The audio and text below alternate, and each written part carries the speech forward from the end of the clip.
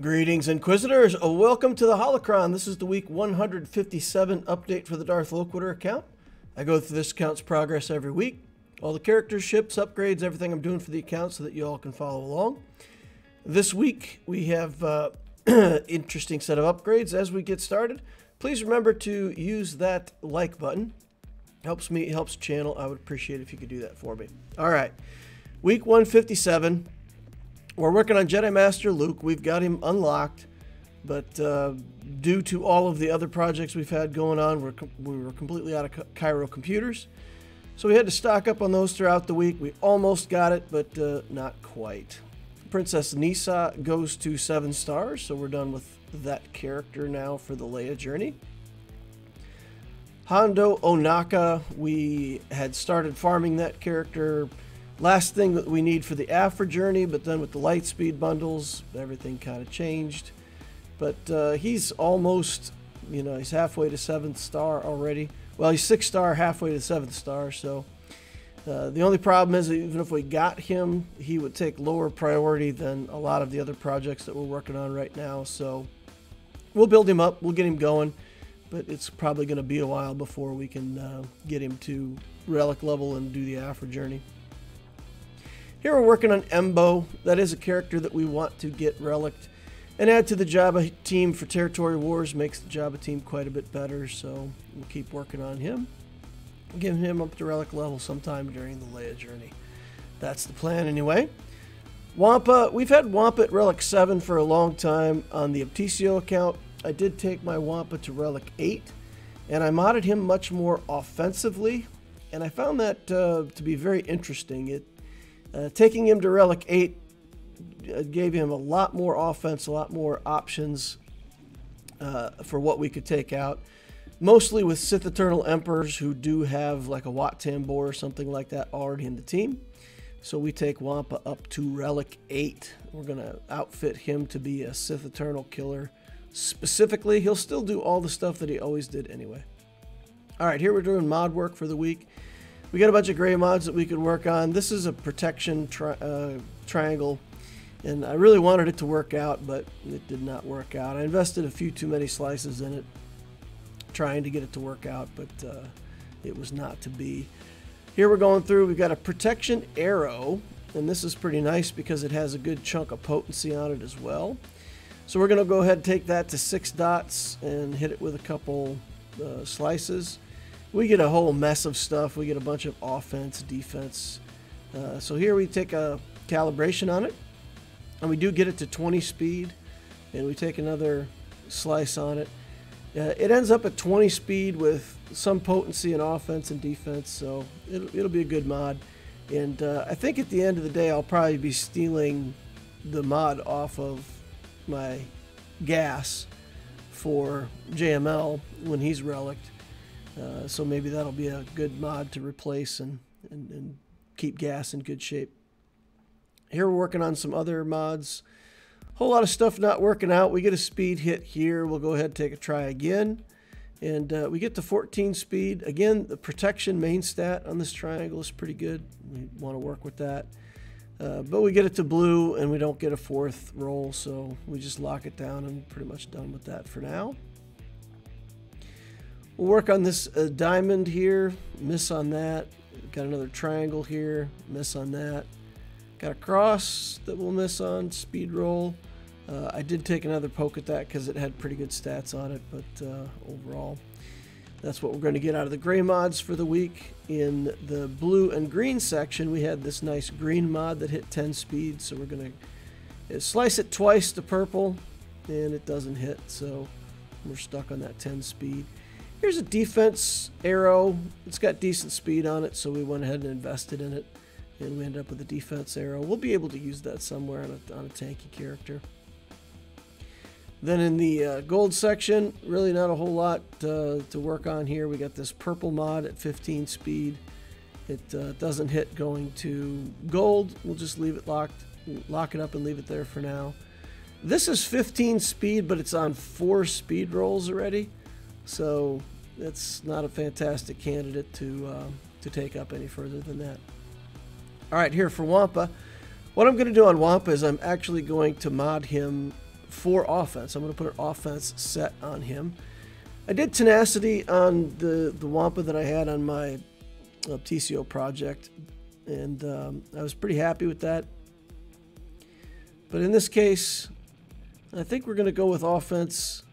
We're going to skip tenacity, and we're just going to put ourselves in good shape. Should still have plenty of health and protection and lots of damage. And even though Wampa ramps, the more damage you have starting out, obviously the higher he'll ramp. So the better C team that we can kill without the risk of timing out. All right, so we're going to work on the Ebon Hawk just a little bit. I take a look at the skills here, and there's a couple of them that are worth upgrading. And since we got that with the bundle, might as well work on it. We do have an executor where we can throw this Ebon Hawk in as a reinforcement. So we'll go ahead and build that out a little better. All right, so that's it for the account for this week for the progress. Let's take a look at the stats. So we're on week 157, 8.08 million galactic power. We added 60,000. We've got 122 relics, 103 zetas, 12 omicrons. JMK team can still get us in the top 20 in arena. It's not a problem. Profundity can still get us top 5 in the fleet.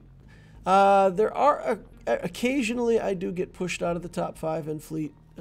So there's some days when I don't make that anymore. But we're coming up on the 7th star for our executor, and we should be able to do a 3-attacker version that will be able to manage the Leviathans, and that should put me back in the top 5, I'm hoping.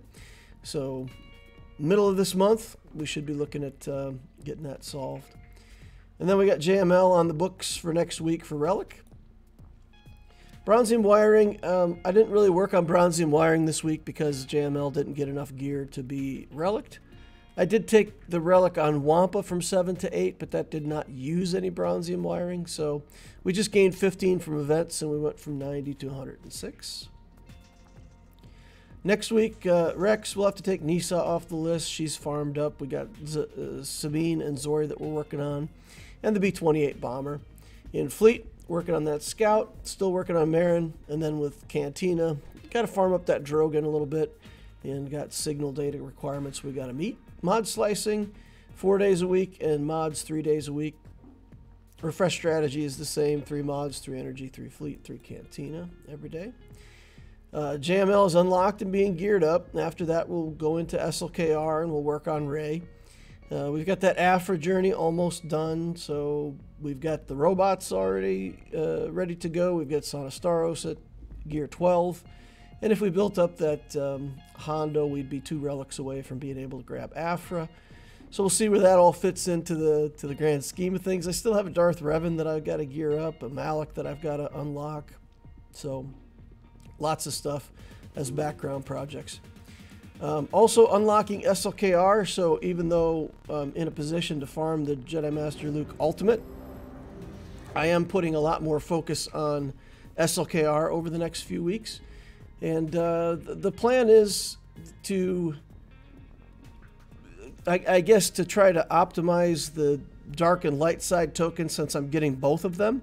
I figure if I unlock SLKR and start gearing him up, then I can passively be getting the tokens to work on his ult, switch back to farming mostly light side stuff, and then I've got to work through JML Ultimate, Ray Unlock, and then Ray Ultimate. So I'll have those light side tokens going for, like, you know, the next 8 or 10 weeks or something like that. But in that time, I can also be farming up the SLKR ult. So that's how it made sense to work for me.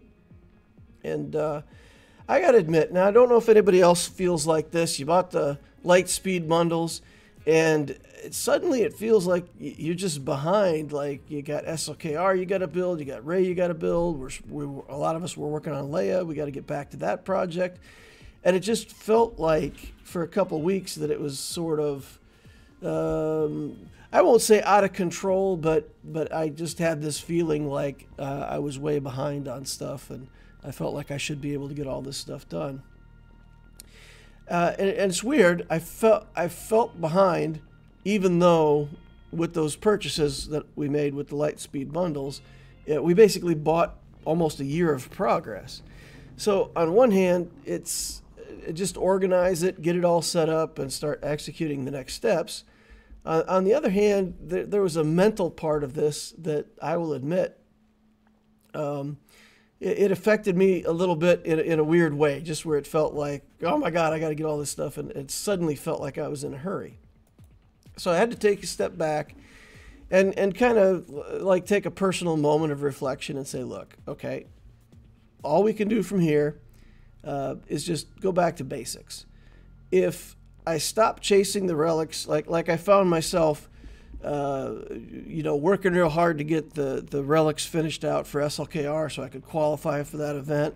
I, used up a bunch of signal data, then I don't have any signal data to work on any other characters. So I said, you know what?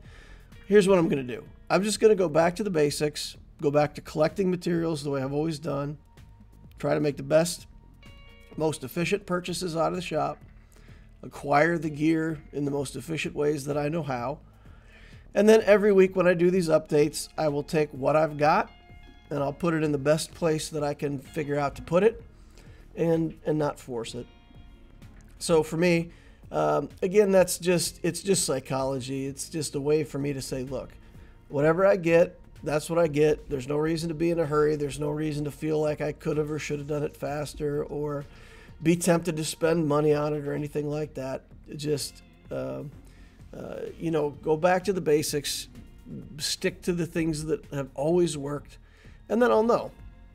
If I build SLKR, I'll know that I've built him without wasting resources and in my own way as fast as I can. So I don't know if that helps anybody who's in this, sudden mid-game crunch. You bought all this stuff and it feels like you got to get it all worked on. But you got time. You got time to get your SLKR. You got time to get your Ray. If you got your SLKR and your Ray just boom, boom right together, then you'd be in the same situation with no Zetas. So don't be afraid to just stick to good fundamental account building, acquire the materials in the right way, and just kind of let the game come to you, and don't get in too big of a hurry with it, especially if you're mostly free to play. So that's my advice if it helps anybody. All right, last thing, farm your mods. That's always the signal on the way out of the video.